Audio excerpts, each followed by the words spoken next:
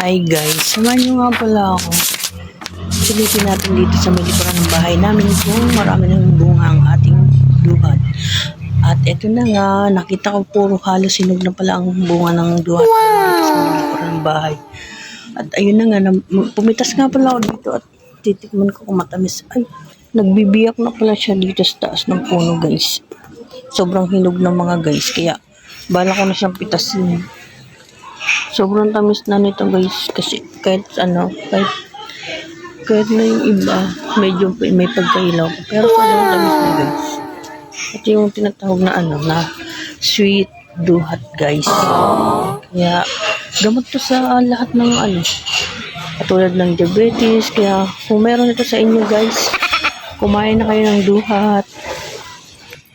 Marami tayong makukuha nitong benepisyo sa ating katawan mga guys. Kaya ano pang hinihintay nyo, kumain na rin po kayo ng duhat.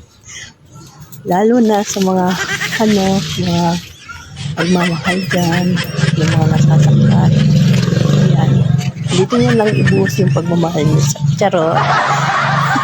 Saan tayo ng ilang piraso para ialog natin siya mamaya sa may yung Tupperware na may masarap daw to doon guys. Kaya itatry natin siya kung masarap nga ba. At eto na nga yung mga nakuha ko guys. At eto na nga guys, kakainin natin yung nakuha nating duhat. Eto, kain tayo guys. Sarap.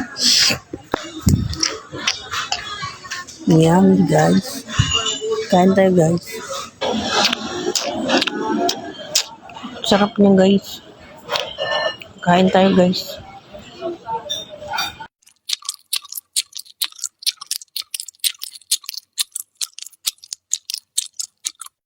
Thank you for watching.